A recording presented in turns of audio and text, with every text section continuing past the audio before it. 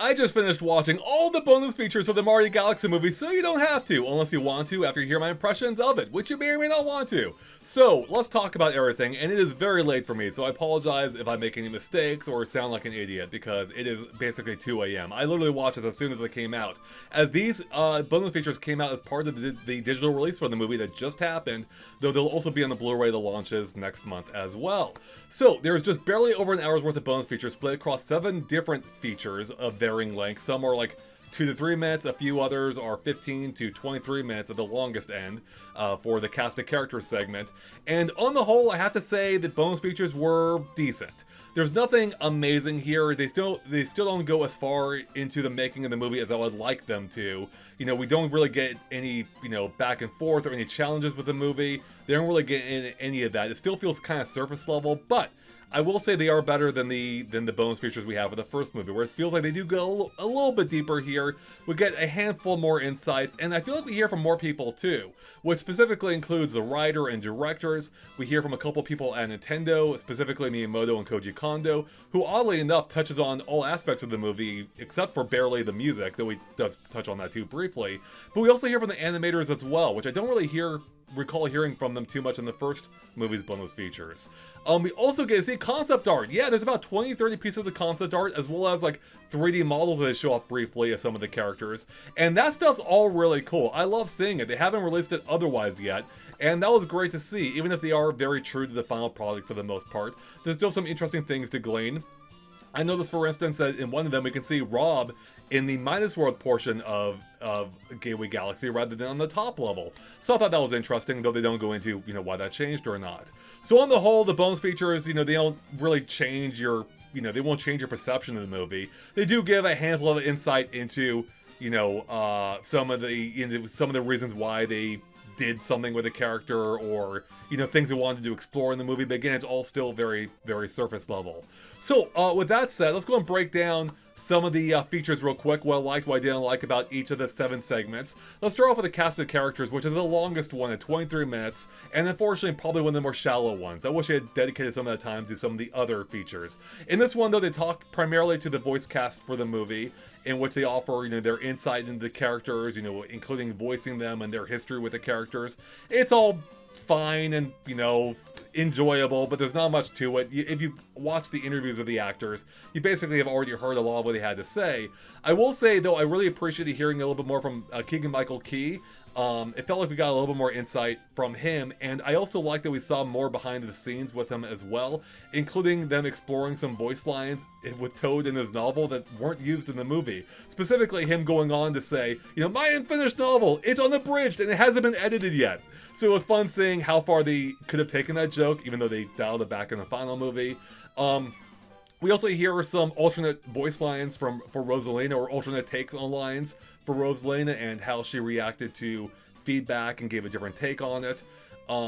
We also hear some of the characters talk about, or some of the voice actors talk about, like, what their characters go through, and how, like, specifically we hear how, Bowser in this movie kind of mirrors Mario in the first movie, with him being small this time, where how in the first movie Mario felt small as well. Again, kind of surface level stuff, but still enjoyable hearing the creators talk about that as well. I forget who mentioned that. I don't think that was Jack Black talking about that, but in fact, actually, Jack Black, I don't think he appeared much in this. You see him, I forget if he said much at all, but what was interesting is the directors were talking about how Jack Black, with him being in tiny form, even though it's still the same character, they felt like Jack Black was able to bring, it felt more true to Jack Black being Tiny Bowser, because they were saying Jack Black is a really sweet guy in general, and that meshed well with, Tiny Bowser, where he's trying to, like, grow as a character, and he's, like, kind of this, like, sweeter version of Bowser until he gets, turned around later on. Interestingly, Donald Glover doesn't appear at all in this documentary. He doesn't speak at all, but we do hear the directors and other people give their take on Yoshi as a character, and they mentioned they didn't want Yoshi to sound too processed, which I imagine is, one, why they got an actual voice actor rather than reusing lines from the games, and why they also got, a pretty famous voice actor. They wanted it to, or, actor at least, where they really wanted to imbue it with, a sense of humanity, I suppose. I'm inferring at this point now. They didn't go that deeply into it. But they also talked to an animator who mentioned that they watched a lot of cutscenes from the games to figure out how to animate Yoshi. Now that animator actually pops up again later in the next level portion of the documentary, which is really the true behind the scenes portion of it. It's only 15 minutes long, which is longer than most of the others, but still I wish it were longer. But this animator in particular apparently animated the entire sequence by themselves where Peach is saving Rosalina from being kidnapped, you know, when she's in the dome and they reunite and it's like, you know, blowing up or whatever. So apparently that segment was originally intended to only be 30 frames long. That's what, a second and a half? Not even a second and a half. Whereas she ended up animating it to be 400 frames, which is 13 times longer than intended. She just kept adding to it apparently, and they loved what it ended up being. And I have to say, I'm glad she did that, because that ended up being more impactful than it could have been otherwise.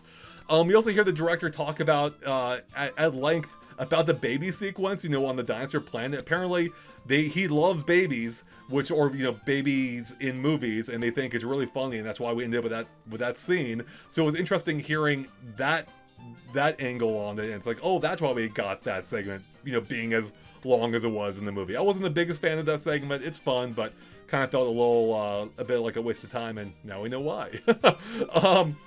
They also mentioned how they had so many ideas that they put all their best ideas already into the first movie, and they felt like it was going to be a challenge going into Mario Galaxy. But then when they started working on it, they realized, oh, we actually have a ton more ideas we could put into it, which, you know, we can clearly see that.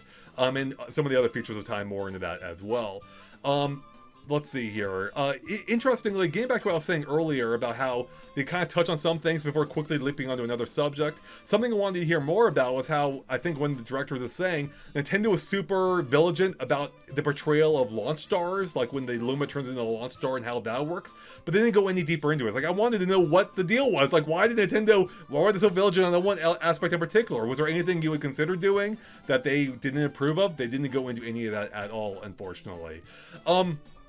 And then finally, the director mentioned, actually not finally, there's more to it of course, but the director also mentioned that talking about all this makes him excited for the even, you know, more possibilities of the characters in this universe and what more they can do with them. Kind of like, you know, teasing that there's more to come with more movies down the line. And they were also touching on the post-credits scene and how they thought it was a lot of fun bringing, you know, Daisy into it all, and how, you know, having her punch Yukiki felt really satisfying to them.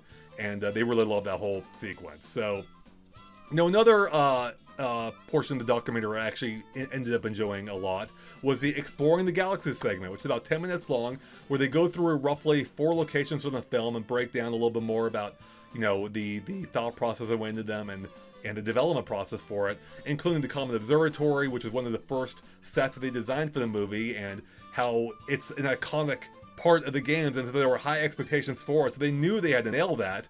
But they also talked about how making Bowser's Tiny Castle was like a really fun set to make, one of the most fun sets to make, and how they had all these, you know, little details in there to make it feel right, including they pointed out something that I didn't even notice myself, and that's how apparently the fire below Bowser's soup isn't even actually a real fire. It's like LED lighting, so how's he even making that soup in the first place, which is really funny, which is something that they point out.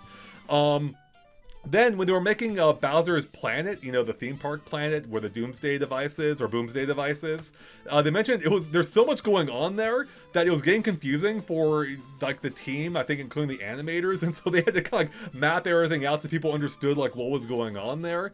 Then they also talked about Gateway Galaxy and how they had to do it justice in terms of scale and grandeur, but unfortunately they didn't touch too much on, you know, the process for taking it from the game, which is very different, and putting it into the movie. They just kind of like talked about how they just wanted to do it justice, which in a sense they definitely did, but on the other hand, it's very different, and I know that upset some people because it's not quiet at all, unlike in the game where it's very quiet.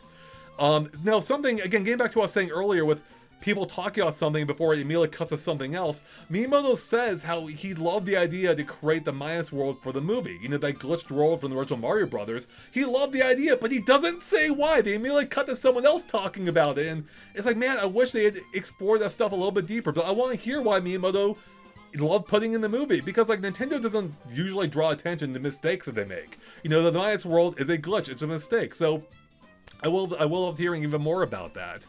And then they touch on, getting back to Gateway Galaxy, they touch on, actually we're still there, so they touched on the casino too, and how they use that area to really play with the gravity, and how the first step that Peach takes, you know, where she reverts like onto the wall, or moves around onto the wall, like the 90-degree twist, is straight up from the game. So yeah, I thought that stuff was all pretty interesting in how they had to adapt things from the games into, you know, the movie. Now, the next segment is Galactic Thematics, a 5-minute sequence in which they talk about the themes of family and all that. This one to me felt pretty redundant. It didn't really feel that necessary. They already touched on a lot of the stuff in the first segment with the, you know, cast of characters already. They touched on, you know, the themes of family, how you have the brothers, the sisters, and the father and son, and how they did explore a little bit how it felt natural that Peach and Rosalina would be sisters, especially because I think it's in the segment where they mentioned how they noticed that all like Nintendo princesses all kind of like look the same. They got the same flowy dresses. They got like the jewel in the middle, and that kind of naturally led to the question of like, what if Peach and Rosalina actually were related? And that also made me wonder if maybe they might find a way to make Daisy related too, given the fact she also looks similar to the other princesses. They also talk a little bit about how, you know, Peach is basically her own story, her own fairy tale, like being, you know, a magical leader of these. You know, of this magical realm, and how the storybook introduction given by Rosalina kind of felt like a natural gateway into, you know, tying all the stuff together. So I thought that was interesting. That's something I consciously thought about, and it does make sense.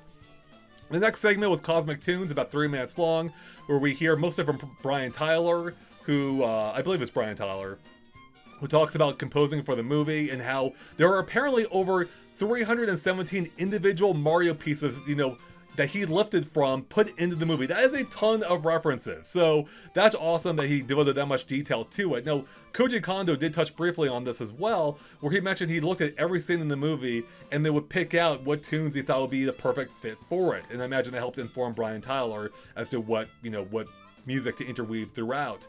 And yeah, that was pretty much it. Not a whole lot more. We get some orchestration or some footage of the orchestra and all that, but yeah.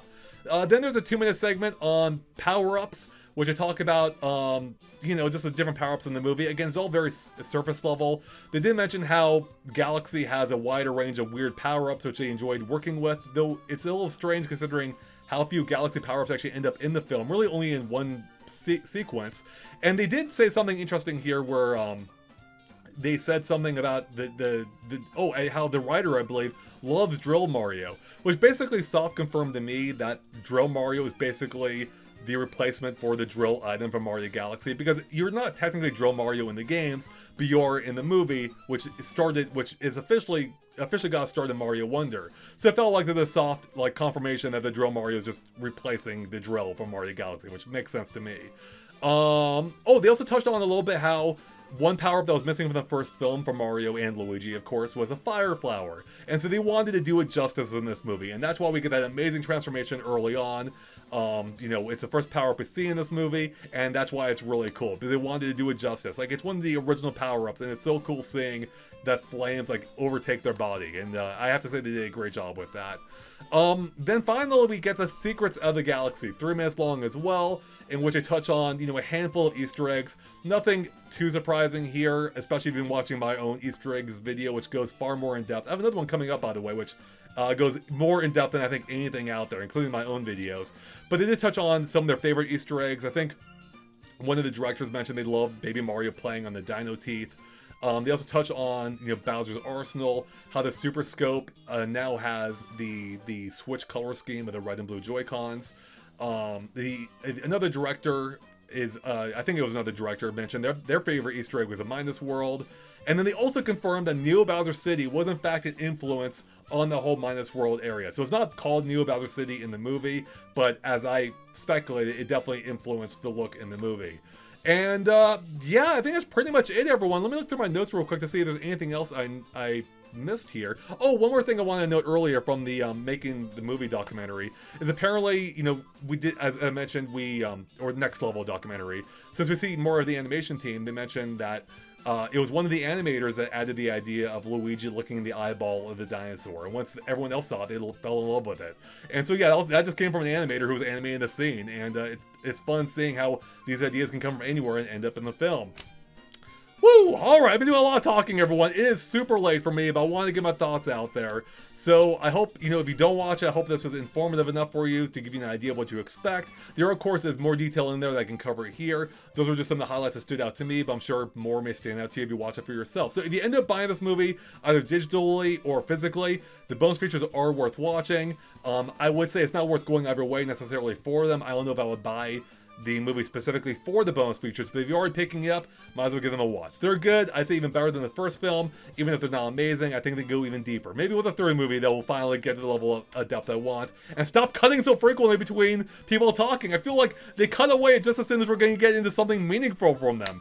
But yeah, that's all I got for everyone. Thanks so much for watching. Stay tuned for my upcoming in-depth Easter egg video on the movie. And with that, we'll catch you later. Bye, everyone. Oh, and we'll say also, to wrap up, the concept art is awesome, seeing that. Alright, now I'm done. Bye, everyone.